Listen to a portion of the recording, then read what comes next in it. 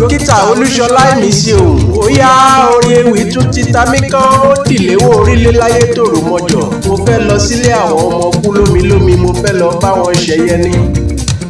Àjọkẹ́ Adé ó yá súnmọ́ bí o olúwa tóbi lọ́ba ọ̀tá ò bá yọ̀ mí Abídèmí ọmọ Bánkọ́lé òkú ayẹyẹ orí kádùn òní ayẹyẹ náà ò ní padà wá di yẹ̀yẹ́ mọ́ ọ lọ́wọ́ láṣẹ bàbá lókè. Ìran igúnnugún wọn kì í máa kú ní rèwerèwe ìran àkànnàmọ̀gbò wọn kì í kú ní màjèsí o ò ní kánjú kú ìran ọmọ ní sìnkú ìrókò abínú ẹni tó bá pé o kánjú kú á lọ sára kéèjì. Ìwà aṣọdún owó wà aṣọdún ayọ̀ wà aṣọdún ọlá Àjọkẹ́ wà aṣọdún ẹ̀yẹ tọmọtọmọ wà á tún ṣọdún ohun rere gbogbo pírí lolongo ń jí a kì í bókun ẹyẹ lórí ìtẹ́ Àjọkẹ́ mo ní òní ṣàárẹ̀. Lẹ́ o yèyé mi okú ọdún okú ìyèdún ọmọ Ilewo dodo bí òkè ọmọ aláàgẹ̀ ọmọ ajá ní bèbè ọ̀nà bàbá yín jà títí ara ẹ̀kọ́ faroro. Lẹ́ ọmọ onígbó womúwomù ọmọ ọ̀tá dorí kodò mẹ́sẹ̀ pagìrì ọmọ aláǹgbá ṣe ń kòbì ọmọ Ilewo dodo bí òkè mo kíọ ọmọ ìṣàgá ògúnmasìn ọmọ ahéré owó ọmọ èkúté ilé ògbà òsà lẹ́ ọmọ abẹ́rẹ́ mẹ́ta ìṣàgá ọ̀kánù ọ̀kánkán ọ̀kan yòókù ní bàbá yín fi ń rọ́gba aṣọ. Ẹ̀yin lọmọ mónílé òsùn àápẹ́lẹ́kùlé rẹ̀ títí bó bá pẹ́ títí òun á máa mónílé lọ.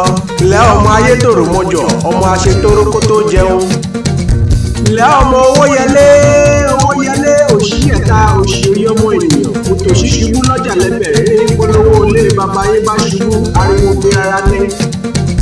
Ẹ̀yin lẹ̀ ń pé bàbá tani ìṣẹ́wù kó wá wí ìṣẹ́wù mi mo ṣe bọ́rọ̀ lówè mi.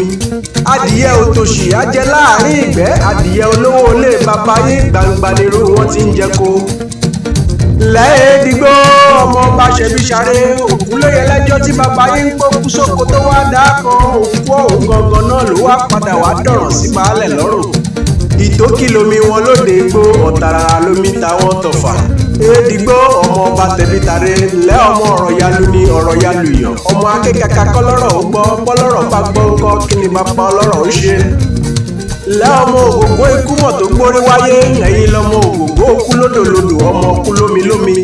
Orí mebẹ́ ni ara ń kan náà ní jíjó àwọn sàmbàsàmbà mo kíọ ọmọ ògògó okú lódòlódò ọmọ ẹgbẹ̀rún àkàrà. Ìwọ lọmọ òkú agbẹ́dọ́jà tí ó tà òkú agbẹ́dọ́jà tí ó lówó lórí. Òkú agbẹ́dọ́jà tí ó lówó lórí ni bàbá yín gbé wálé tí wọ́n wá dẹ̀kúlé lórí òkú ọ̀hún ló wá padà wá dé gúngún nílé bàbá tó bí ọlọ́mọ. Lẹ́ ọmọ ọlọ́jẹ̀ ọ̀jẹ̀ tí kì í mọ̀ gógóró ni bàbá yín ṣe ń pé kí n mọ́ tí òyìnbó wá pé kí n wá fi ṣètùtù ọ̀jẹ̀ nígbàlẹ̀. Orí olúwa tóbi lọ́ba Àjọkẹ́ ọ̀tá òbáyọ̀mí Abídèmí ọmọ Bánkọ́lé òpeni ní ṣọlá ẹni tó fẹ́ ọ dénúdénú tó fẹ́ ọ dọ́kàndọ́kàn ló ní kí n wá kí ọ kú ayẹyẹ orí kádùn o Kọ́láwọlé Haruna Òkìkí ọlá Àdìsá Adé alias Mọ́yàbí kan ọmọ Akínwálé ló ní kí n wá kí ọ ó ní kí n kí ọ pé àṣèyí ṣàmọ́dún ọdún àyàbò ó lóòní ṣọdún ìbànújẹ́ fọ́dún ayọ̀ ni wàá máa ṣe ó lóòní iná kan tán kó o tó rí mi láṣẹ bàbá lókè. Okú ọdún okú ìyèdún yèyé mi igba ọdún kan ni.